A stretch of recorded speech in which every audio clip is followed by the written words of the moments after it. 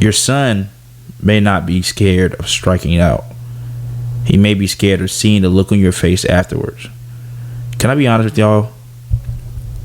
It was times when I was playing that I was more concerned with my mom's reaction or my dad's or my coach's reaction more than the actual scoreboard or at the actual mistake. And really it started at home.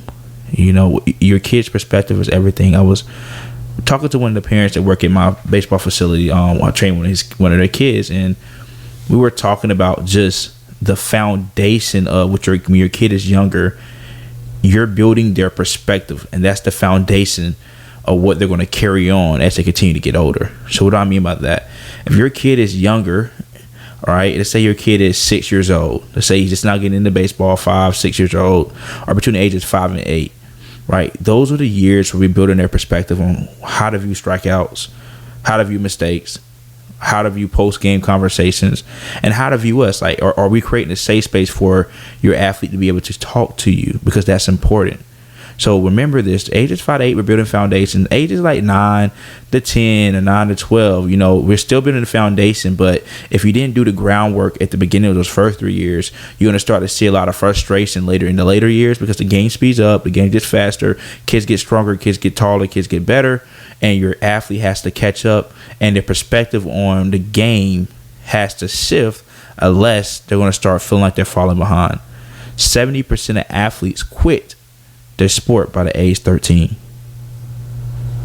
Parents often think their athletes are afraid of failure, but many kids are actually afraid of disappointing the people they love. So next time your kid makes a mistake, remember that. Your kid will remember your response way longer than remember the scoreboard. Their body and their mind remembers your response way longer than they remember the scoreboard.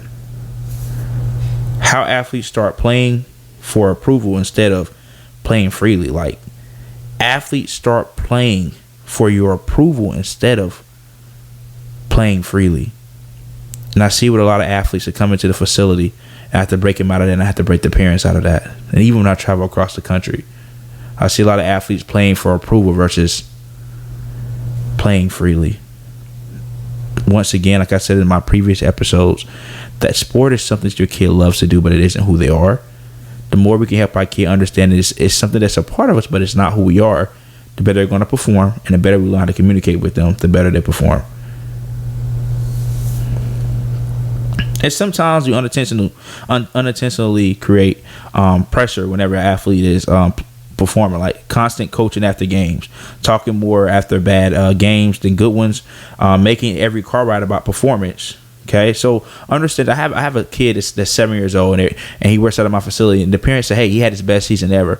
And they said the crazy thing about it is, Coach Henry, we followed your 24-hour rule, and we didn't talk about the game at all for 24 hours, and he performed way better.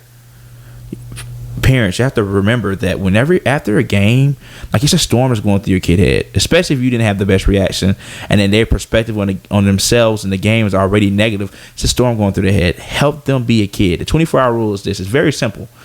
So if your kid gets in the car and their hat is on, then they want to talk about the game. If they get in the car and they take their hat off, they don't want to talk about the game. You continue to ride, you continue to drive, and you continue that like the game didn't even happen, and until 24 hours later, you could talk about it if they're open to talking about it. If not, let them go out there and let them make their adjustments and let them work themselves through it. If you can do that, if you can trust that process, you're going to see growth in your athlete. So let's talk about like some of my personal feelings and the times where I had to felt like I had to prove myself. As I got older and I started having to get into these showcases or started having to get into these tryouts, whether it was travel ball, whether it was middle school, or whether it's competitions within the facility, I started to feel like I had to prove myself to other people versus me stacking the days when it was me versus me. So what do I mean by that is this. So it was times where I was literally nervous because I felt like I had to prove myself to other people because they made the teams and I did not. I was cut. So I felt like I had to prove myself to them. And my whole career, I actually went feeling like I had to prove myself. The first time I felt like I didn't have to prove myself was when after my first pro game, and I felt like, hey, like you finally made it, you got here. But when I got to the destination, what I realized was the things I remember was the journey getting to my destination.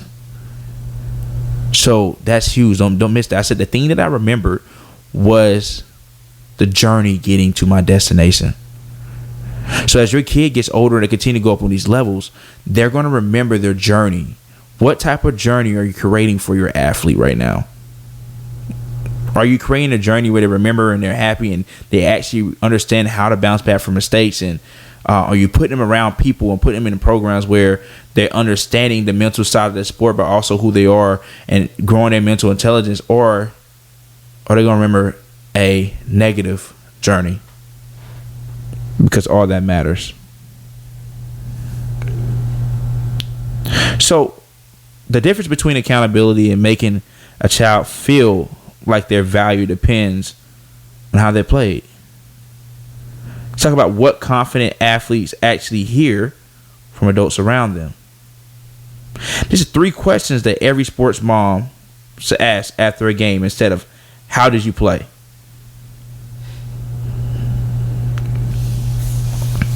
This week, don't ask your athletes how many hits they had first.